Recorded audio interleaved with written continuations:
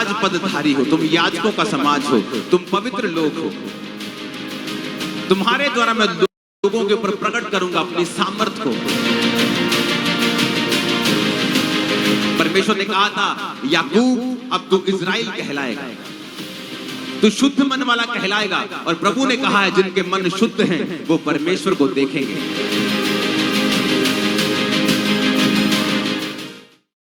लोग बोलते हैं जीसस क्राइस्ट ईसाइयों का परमेश्वर है, लेकिन बाइबल इसके बिल्कुल उल्ट बोलती है।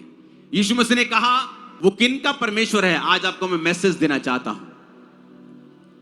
आज जो इज़राइल देश के बारे में आप सुनते हो, वो इज़राइल कौन है? वो देश का नाम नहीं था, वो परमेश्वर के दास का नाम था, जिसका नाम था याकूब। अब्राहम, इजहाक, याकूब के परमेश्वर।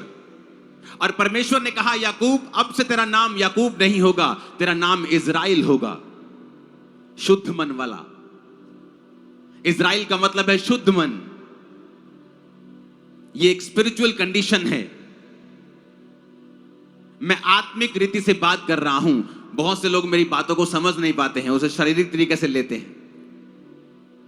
जब मैं कहता हूं कि हम आत्मिक इज़राइली हैं, इसका मतलब हम आत्मिक शुद्ध मन वाले हैं।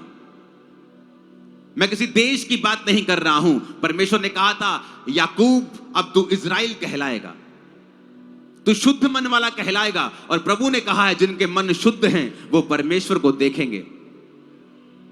पहला कुरिन्थिया 1 उसकी 26 से लेकर 31 तक परमेश्वर ने कहा है कि उसने किन लोगों को चुना है।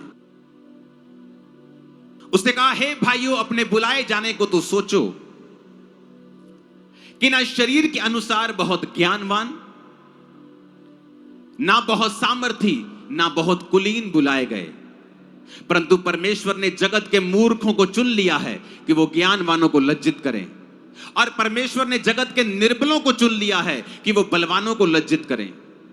और परमेश्वर ने जगत के नीचों को, जगत के तुच्छ लोगों को, जो है भी नहीं, उनको भी चुन लिया है कि जो अपने आप को कुछ समझते हैं उन्हें व्यर्थ ठहराएं, ताकि कोई प्राणी परमेश्वर के सामने घमंड न करने पाए। 27 आयत को मैं फिर से पढ़ूंगा। परंतु परमेश्वर ने जगत के मूर्खों को चुन लिया है ताकि ज्ञानवानों को लज्जित करें।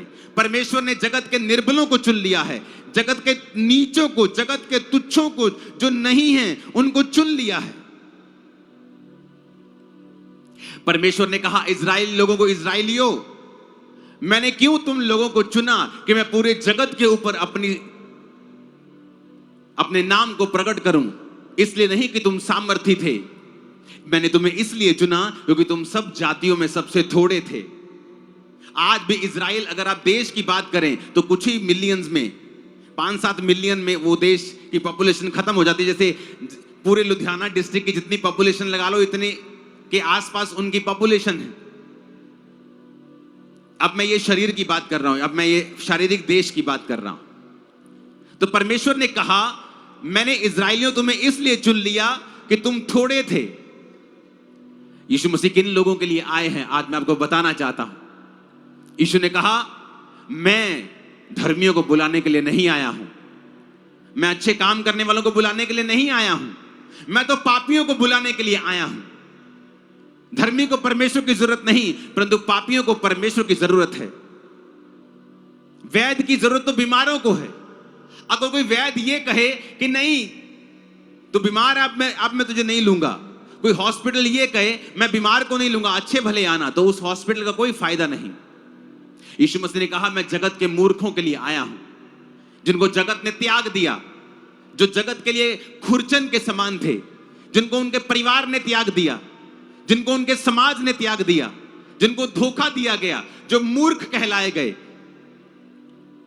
जो निर्बल थे, कमजोर थे, शोषित लोग थे, दुखी लोग थे। यीशु मसीह ने कहा मैंने उनको चुना है। इसलिए उनको चुना है कि वो थे तो निर्बल, लेकिन अब निर्बल रहेंगे नहीं,